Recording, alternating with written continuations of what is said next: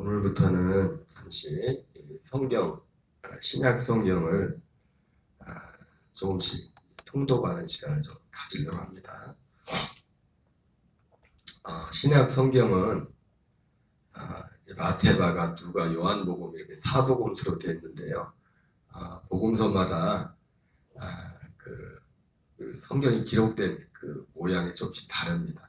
어떤 것들은 특히 요한복음 같은 경우는 많은 사건들이 기록되어 있지는 않지만 거의 대체적으로 시간 순서대로 이렇게 기록이 되어 있고, 마태복음 같은 경우는 또 그렇지 못한 또 주제별로 이렇게 편집이 되어 있는 그런 경우고요.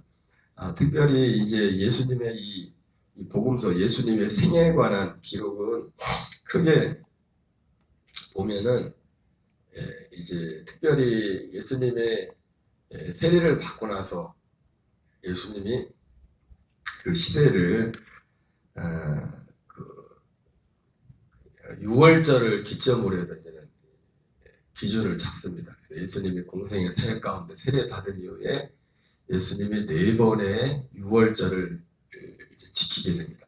물론 그 이전에도 당연히 6월절을 지켰겠죠.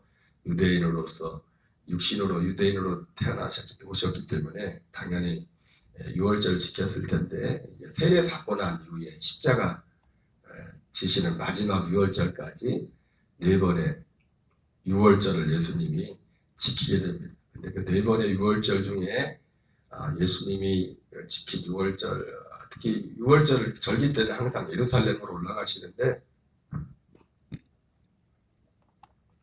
십자가 지시기 전인 그 1년 전 6월절에는 예루살렘에 올라가지 않고 예수님이 갈릴리, 그것도 우리가 잘 아는 그 베세다에서 오병이어의 기적을 일으킨 사건이 세 번째 6월절 때 예루살렘에 올라가지 않고 그런 일들이 있었습니다.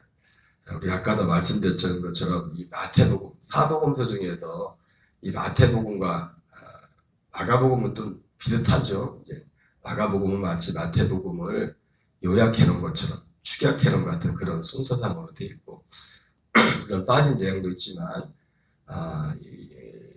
그 요한복음과 특히 마태복음을 이렇게 비교해 볼 때 마치 그 마태복음을만 읽으면 예수님이 어느 때는 계속 갈릴리에만 있다가 마지막 십자가 지시기 얼마 앞두고 예루살렘 올라간 것처럼 그렇게 그런 느낌을 받습니다. 그것은 아까 말씀드린 것처럼 시간 순서도 순서지만은 주제별로 어떤 주제별로 편집을 했기 때문에 그렇게 보이는 거고, 실제로 정상적인 것은 요한복음에 나오는 것처럼 요한복음에 보면 예루살렘에도 갔다가 갈릴리에도 있다가, 물론 요한복음도 주로 예수님의 사역이 예루살렘에 많이 치중되어 있습니다. 반면에 마태복음이라는 복음서들이 예루살렘보다도 주로 이제 갈릴리에서 주로 예수님이 살던 같은 그런 느낌을 많이 받습니다. 어쨌든 이 성경을 크게 이제 복음서는 5부문으로 나누면은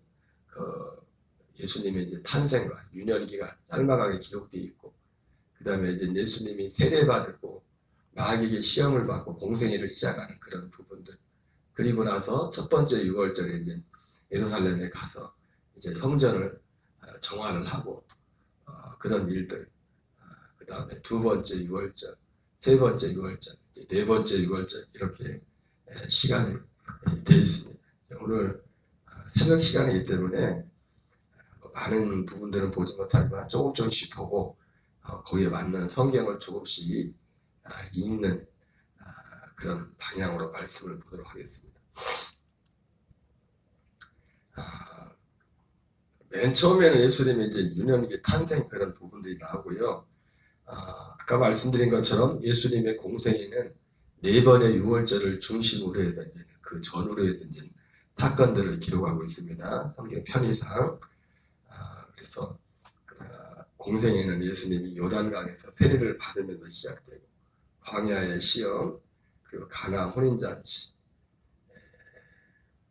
그리고 이제 첫 번째 6월절 예루살렘으로 올라가는 그런 내용들로 기록되어 있습니다. 그래서 첫 번째 6월절에는 예루살렘에 가서 성전 청결을 이렇게 하고 그 니고데모에게 거듭남에 대한 말씀을 전하시고 또 사마리아 물가 그리고 돌아와서 가나에서 여긴 빠져 있는데 가나에서 이제 다시 왕의 신하의 아들을 고치는 그런 일들이죠. 나사렛 고향에 가서 이제 고향에서 배척을 받고 갈릴리의 네 제자를 만나게 됩니다. 그리고 가버나움에 가서 이제 귀신 들린 자를 쫓고 장모의 열병을 고치고 나병과 중풍병자를 고치는 그런 일들이 기록되어 있습니다.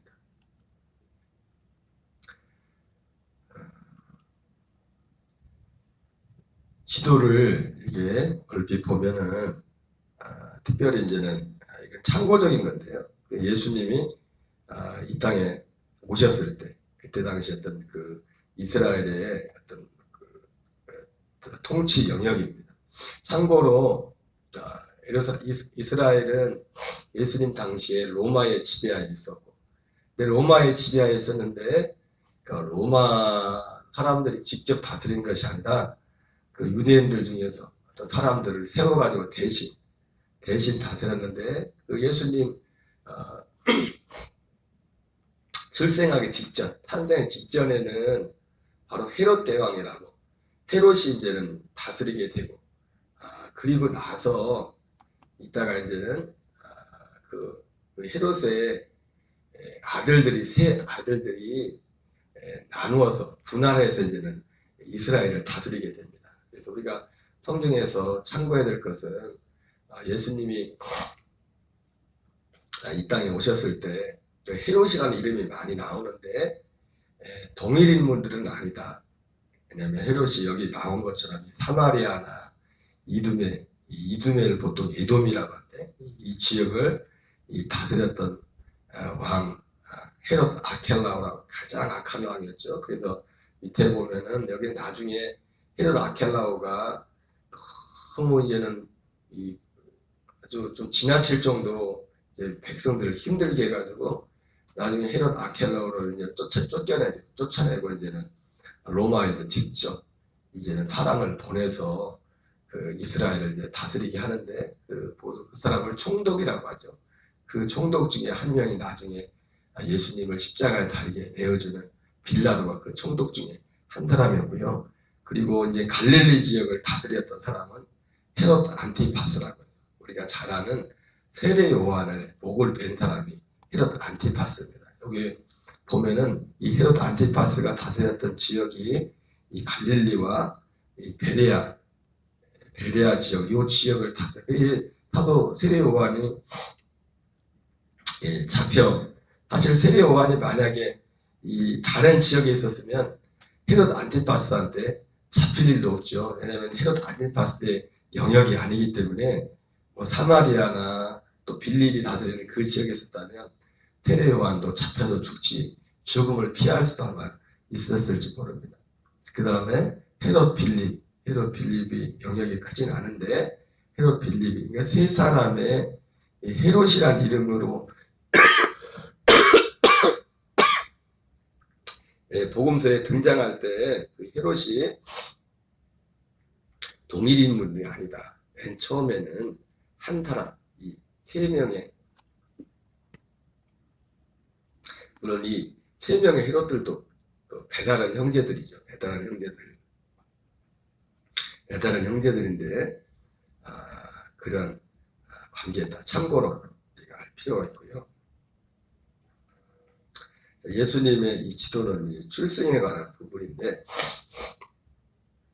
여기 점선으로 되어 있는데 갈릴리 나사렛이 있고 여기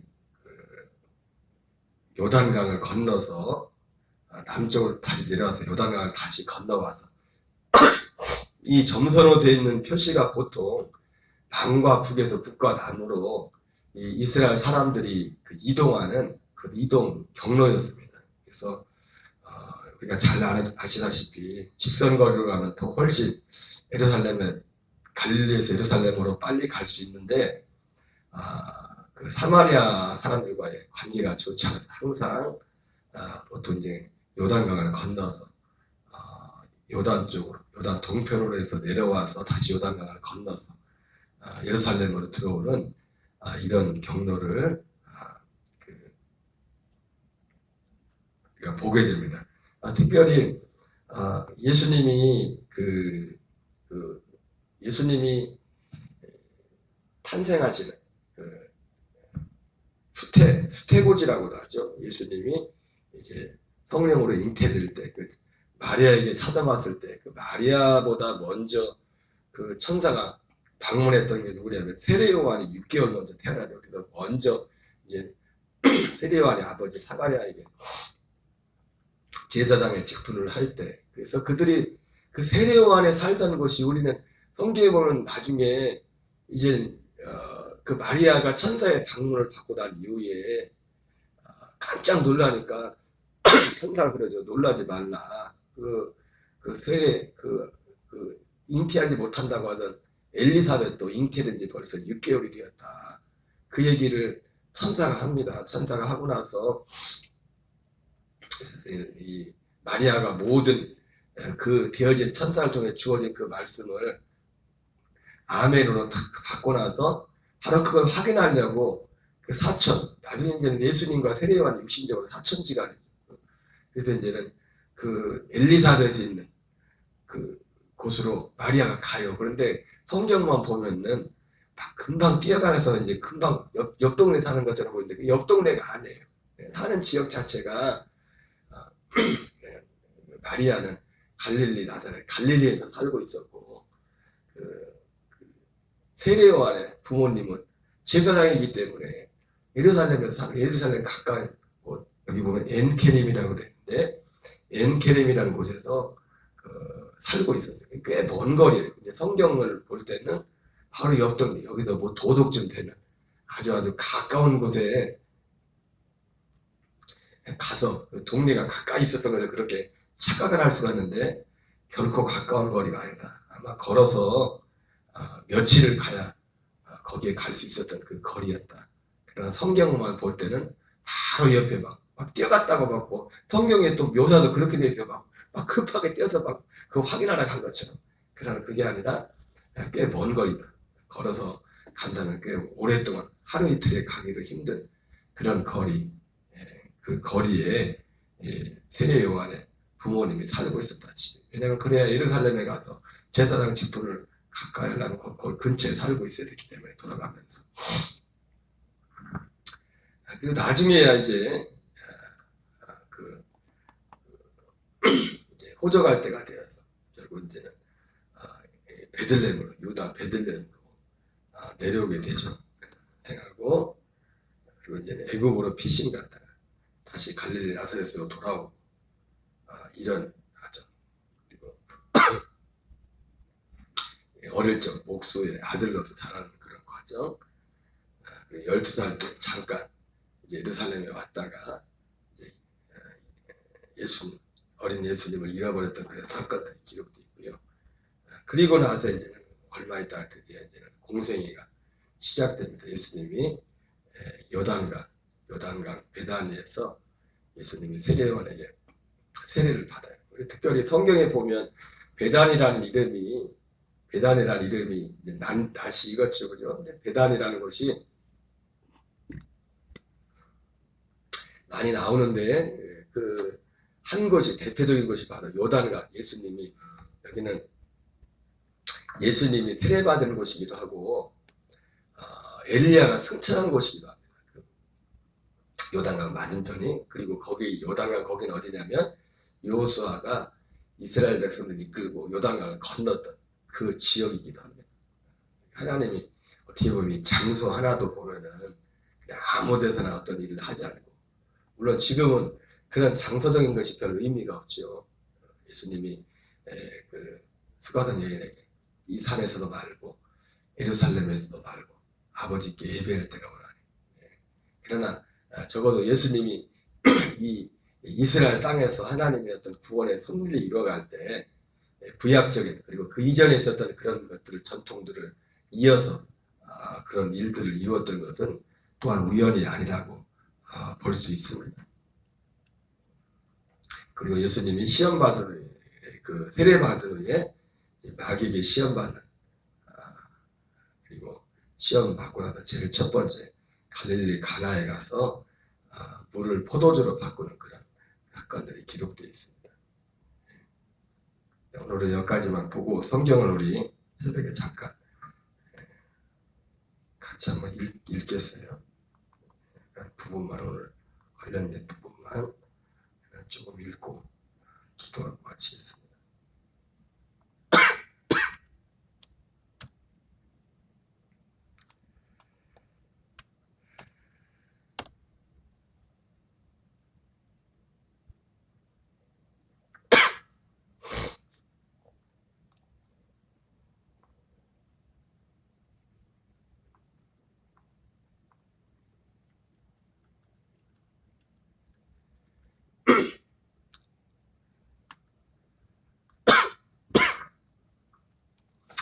마태복음 1장부터 같이 제가 잠깐 설명했던 부분들과 관련된 부분들을 같이 읽겠습니다. 같이 읽겠습니다. 아브라함과 다윗의 자손은 예수 그리스도의 계보라.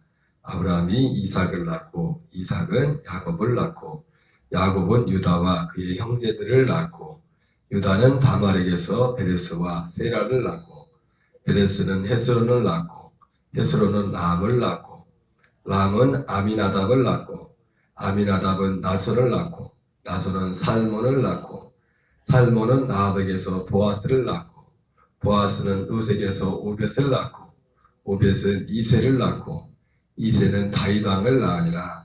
다윗은 우리아의 아내에게서 솔로몬을 낳고 솔로몬은 르호보암을 낳고 르호보암은 아비야를 낳고 아비야는 아사를 낳고 아사는 여호사밧을 낳고 여호사밧은 요람을 낳고 요람은 우시야를 낳고 우시야는 요담을 낳고 요담은 아하스를 낳고 아하스는 히스기야를 낳고 히스기야는 므낫세를 낳고 므낫세는 아몬을 낳고 아몬은 요시야를 낳고 바벨론으로 사로잡혀 갈 때에 요시야는 여고냐와 그의 형제들을 낳으니라.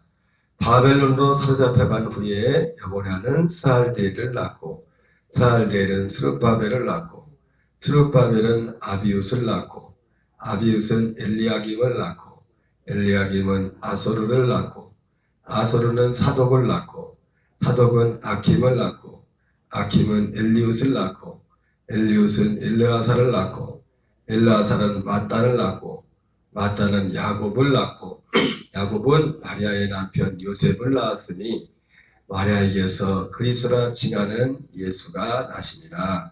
그런즉 모든 대수가 아브라함부터 다윗까지 14대요 다윗부터 바벨론으로 사로잡혀갈 때까지 14대요 바벨론으로 사로잡혀간 후부터 그리스도까지 14대더라.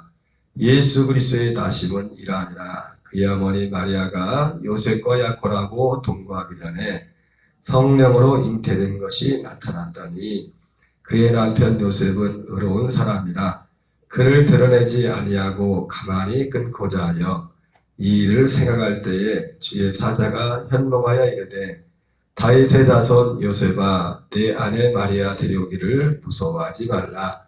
그에게 잉태된 자는 성령으로 된 것이라. 아들을 낳으리니 이름을 예수라 하라. 이는 그가 자기 백성을 그들의 죄에서 구원할 자이심이라 하리라. 이 모든 일이 된 것은 주께서 선지자로 하신 말씀은 이르시되 보라 처녀가 잉태하여 아들을 낳을 것이요 그의 이름은 임마누엘이라 하셨으니 우리와 함께 계시다 함이라. 요셉이 잠에서 깨어 일어나 주의 분부대로 행하여 그 아내를 데려왔으나 아들을 낳기까지 동침하지 아니하더니 나음의 이름을 예수라 하니라. 헤로드 왕 때에 예수께서 유대 베들레헴에서 나시매 동방으로부터 박사들이 예루살렘에 이르러 말하되 유대인의 왕으로 나시니가 어디 계시냐. 우리가 동방에서 그의 별을 보고 그에게 경배하러 왔노라 하니 헤로드 왕과 온 예루살렘이 듣고 소동한지라. 왕이 모든 대제사장과 백성의 서기관들을 모아 그리스도가 어디서 나겠느냐 물으니 유대 베들레헴이오니 이는 선자로 이렇게 기록된 바 또 유대 땅 베들레헴아 너는 유대 고을 중에서 가장 작지 아니하도다. 내게서 한 다스리는 자가 나와서 내 백성 이스라엘의 목자가 되리라 하였음이니이다. 이에 헤롯이 가만히 박사들을 불러 별이 나타난 때를 자세히 묻고 베들레헴으로 보내며 이르되 가서 아기에 대하여 자세히 알아보고 찾거든 내게 고하여 나도 가서 그에게 경배하게 하라. 박사들이 왕의 말을 듣고 갈새 동방에서 보던 그 별이 문득 앞서 인도하여 가다가 머물러 서 있는지라 그들이 별을 보고 매우 크게 기뻐하고 기뻐하더라. 집에 들어가 아기와 그의 어머니 마리아가 함께 있는 것을 보고 엎드려 아기께 경배하고 보배압을 열어 황금과 유황과 모략을 예물로 드립니다.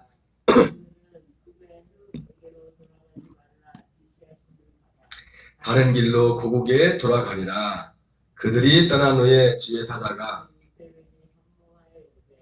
헤롯이 아기를 찾아 죽이려 하니 일어나 아기와 그의 어머니를 데리고 애굽으로 피하여 내가 내게 이르기까지 거기 있으라 하시니 요셉이 일어나서 밤에 아기와 그의 어머니를 데리고 애굽으로 떠나가 헤롯이 죽기까지 거기 있었으니 이는 주께서 선지자를 통하여 말씀하신 바 애굽으로부터 내 아들을 불렀다함을 이루려 하심이라.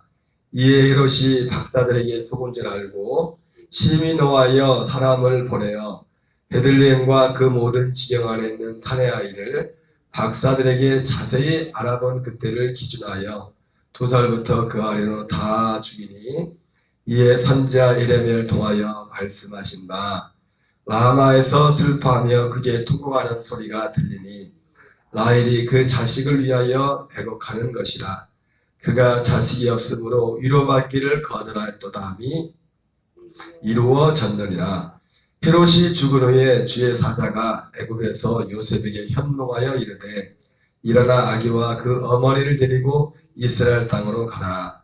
아기의 목숨을 찾던 자들이 죽었느니라 하시니 요셉이 일어나 아기와 그 어머니를 데리고 들어가니라. 그러나 아켈라오가 그의 아버지 헤롯을 이어 유대의 임금됨을 듣고 거기로 가기를 부서워하더니 꿈에 지시하심을 받아 갈릴리 지방으로 떠나가 나사렛이란 동네에 가서 사니 이는 선자로 하신 말씀에 나사렛 사람이라 칭하리라 하심을 이루려 함이로라. 아멘. 그래서 이 마태복음은 예수님의 이 탄생 부분에 대해서 간략하게 듣기 그리고 이제 베들레헴에서 예수님이 그 헤롯에게서 죽임을 당할 뻔했던 그런 사건들이 기록돼요. 특별히 참고로 여기 나오는 이 헤롯, 예수님이 탄생하실 때 있었던 헤롯은 헤롯 대왕이라고 해가지고 아까 말씀드렸지만 그 예루살렘 성전을 46년 동안 헤롯이 지었다고 했죠. 새로운 성전을 지은 것이 아니라 전에 있던 성전을 좀 증축을 한 거죠. 증축을 하고서 훨씬 화려하게 지었는데 그 헤롯 대왕을 말하는 것이고 여기 특별히 마태복음에 보면은 예수님이 이 헤롯을 피해서 이제 애굽으로 도망을 갔다가 다시 돌아오는데 베들레헴으로 가려고 하다가 이제 나중에 이제 갈릴리 나사렛으로 가게 되죠. 왜냐면 그 베들레헴 유다 그쪽에 아까 말씀드린 것처럼 그 헤롯의 세 아들 중에 한 분봉왕이었던 가장 악랄했던 왕이 아켈라오 있죠. 아켈라오가 그 유대 지역을 다스리고 있다는 그 소식을 듣고서 하나님이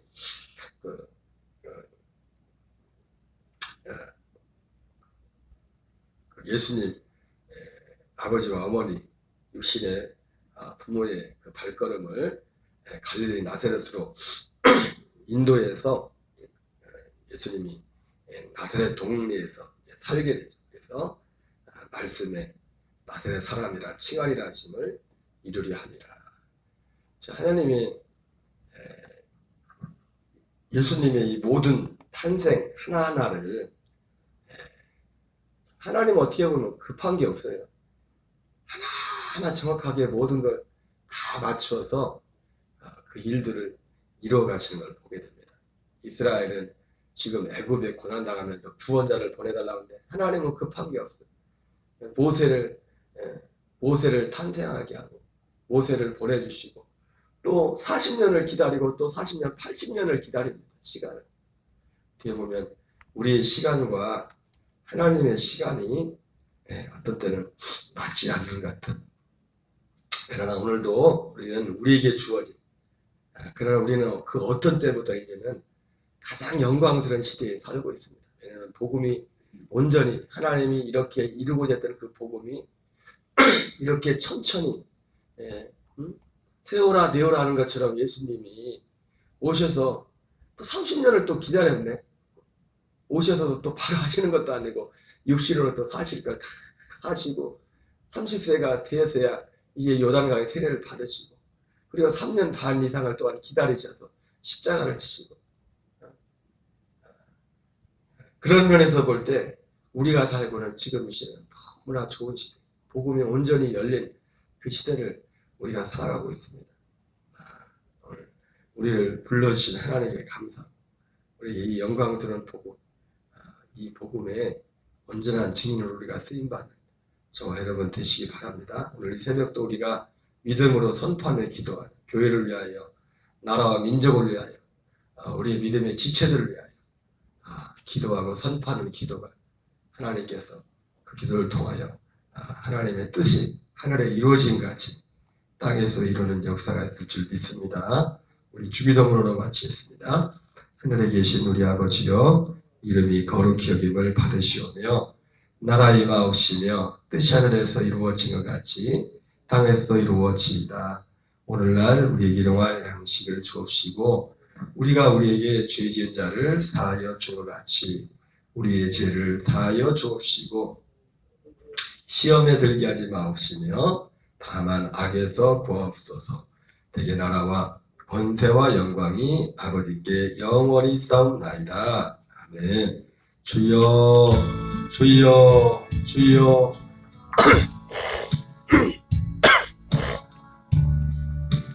아버지